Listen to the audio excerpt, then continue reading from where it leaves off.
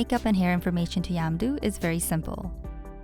If we click into any one of the scenes that we've created or imported, we'll see that all the characters are listed, and we'll be able to add makeup and hair information to whichever character we want.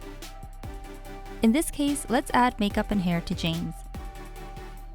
We simply need to enter information, so we can add default makeup to the scene. Now, not only will that information appear in the breakdown, but if we head to the makeup and hair department and click on James, we can see that the same information has been added to scene 1. But since default makeup doesn't really tell us much, clicking on that will allow us to add additional information like uploading an image of a default look. So here we now have an image that makes it very clear to what the default makeup for the character James should look like.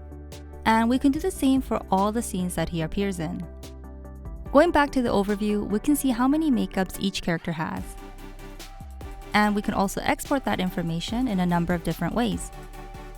That was a quick look at adding makeup and hair information in Yamdu. Check out our other tutorials for more information on specific Yamdu features.